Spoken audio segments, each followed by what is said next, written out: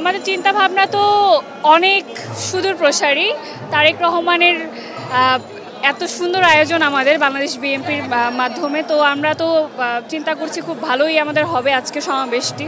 তো এটাই আমাদের আশা, সুদূর প্রসারী। আমরা একটা ইনক্লুসিভ ভূমিকা রাখতে চাই, যেখানে প্রত্যেকটি মানুষ তার নিরাপত্তার স্বাধীনতা পাবে, তার কথা বলার ফ্রিডম পাবে, সব কিছুতেই আমরা একদম দারুণ ভূমিকা রাখতে চাই।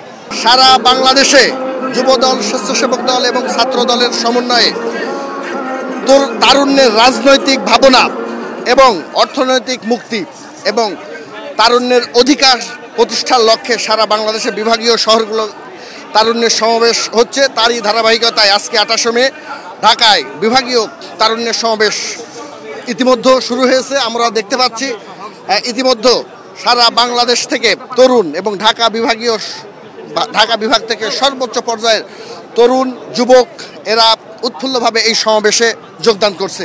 এই সমাবেশকে সাফল্য এবং 5ই আগস্ট পরবর্তী সময়ে বাংলাদেশের মানুষ এবং এই তরুণ সমাজ, যুব সমাজ নতুন বাংলাদেশ বিনির্মাণের স্বপ্ন দেখে এবং আমরা আশাবাদী এই তরুণ নির্ভর বাংলাদেশই আগামী নতুন বাংলাদেশ বিনির্মাণের জন্য সর্বোচ্চ ভূমিকা রাখবে বলে আমরা আশাবাদী ইনশাল্লাহ।